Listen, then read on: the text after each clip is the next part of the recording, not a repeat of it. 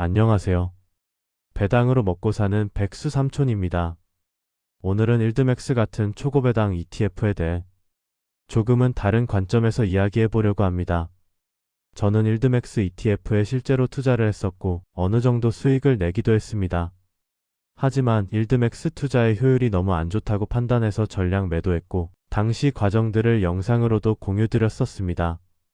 관련 내용이 궁금하신 분들은 이전 영상 참고해 보시기 바랍니다. 몇 년 전부터인가 연 50%, 70%, 심지어 100%에 가까운 배당률을 가진 ETF들도 많이 나오고 있습니다.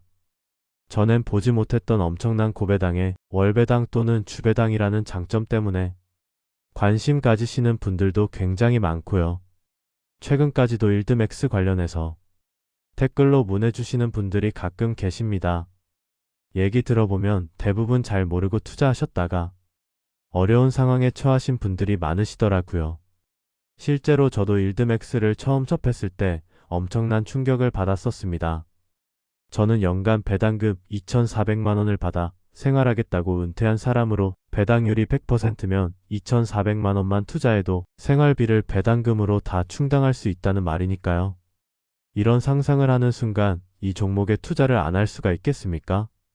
하지만 이런 초고배당 ETF들은 구조적으로 반드시 짚고 가야 할 위험 요소가 있습니다. 가장 큰 특징은 배당락이 매우 크다는 점입니다.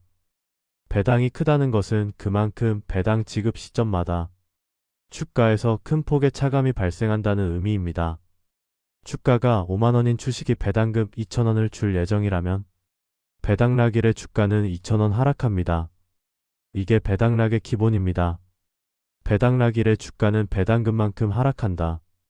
배당금만큼 기업의 가치가 빠지는 것이라고 이해하시면 됩니다. 상승장에서는 이 문제가 크게 드러나지 않습니다. 배당락 이후에도 주가가 다시 회복되기 때문에 배당과 주가 상승을 동시에 기대할 수 있습니다. 예를 들어 배당률 60%짜리 배당주에 투자했을 경우 주가가 5% 상승한 날 배당락으로 5% 떨어지면 내 계좌는 그대로입니다. 하지만 기분은 괜찮을 거예요. 왜냐면 며칠 뒤에 그만큼의 배당을 받을 테니까요.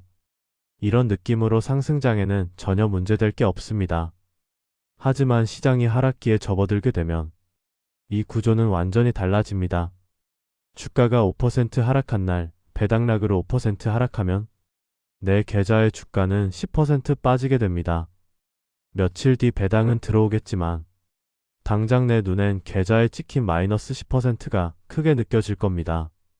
하락장이라서 주가가 빠지고 여기에 매월 배당락으로 주가가 더 빠지며 주가는 금방 회복이 어려운 상황까지 도달합니다. 문제는 여기서 끝나는 게 아닙니다. 보통 ETF라고 하면 분산 투자 효과가 있다고 생각하지만 최근 초고배당주로 나온 ETF들 중 많은 종목들은 기초 자산이 특정 개별 종목에 집중되어 있는 경우가 많아 사실상 개별주와 유사한 변동성을 보입니다. 이런 구조에서는 하락장에 들어갔을 때 시장 평균보다 더 빠르고 더 크게 하락할 가능성이 높아집니다. 여기서 이해를 돕기 위해 예를 하나 들어보겠습니다. 이 예시는 실제 수익률을 단정하기 위한 것이 아니라 구조를 설명하기 위한 단순화된 계산입니다. 테슬라를 추종하는 커버드콜 ETF인 TSLY를 예로 들어보겠습니다. 초기 투자 금액을 100이라고 가정하고 연 배당률이 100%라고 가정하겠습니다. 연 100% 배당은 월로 환산하면 대략 8% 수준입니다. 이 배당은 매달 배당락을 통해 주가에서 차감됩니다. 1년간 주가는 변동이 없었고 배당락으로 인한 하락만 있었다고 가정하면 1년 뒤 주가는 약 37 수준이 됩니다. 즉 배당락만으로도 약 63%의 주가 하락이 발생하는 구조입니다. 이 상태에서 만약 기초 자산인 테슬라가 하락세를 보였다면 투자자가 체감하는 손실은 훨씬 더 크게 느껴질 수 있습니다.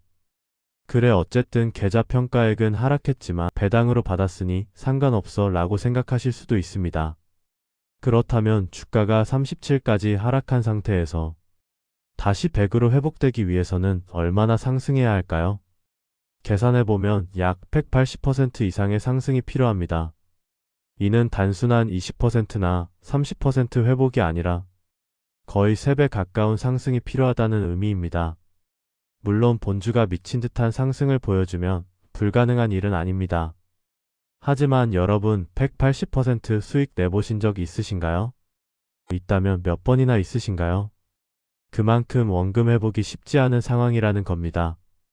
이 지점에서 많이 나오는 이야기 중 하나가 배당금으로 원금을 회수하면 된다는 생각입니다. 전 처음에 이 말 듣고도 엄청 놀랬습니다. 이런 생각으로 투자를 접근한다고?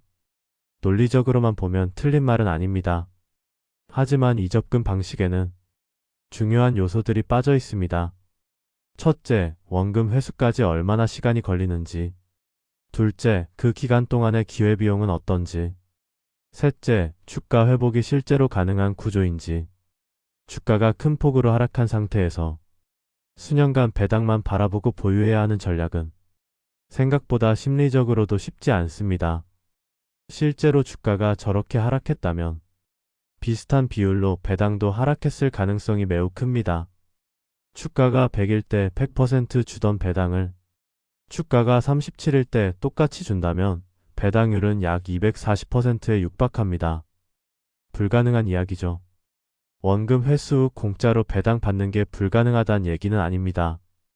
그러려면 운이 좋아서 상승장 초입에 진입했거나 주식을 원래 잘하는 사람이어서 상승장에 매수해서 수익 내고 하락장엔 빠져나올 수 있는 사람일 겁니다. 이런 사람은 아니다 싶으면 바로 빼는 손절도 가능할 테니까요. 아니면 제가 그랬던 것처럼 하락할 때 분할 매수, 상승할 때 비중 축소를 하는 것도 방법이겠죠. 그래서 이런 초고배당 ETF들은 모든 투자자에게 적합하다고 보기는 어렵습니다. 이건 제가 앞에서 보여드렸던 영상 중 하나에서 사용했던 장표입니다. 지금도 이 생각은 변함이 없습니다. 이런 고배당주는 손실 나도 크게 부담되지 않는 비중으로 투자해야 된다고 생각합니다. 그만큼 위험하니까요.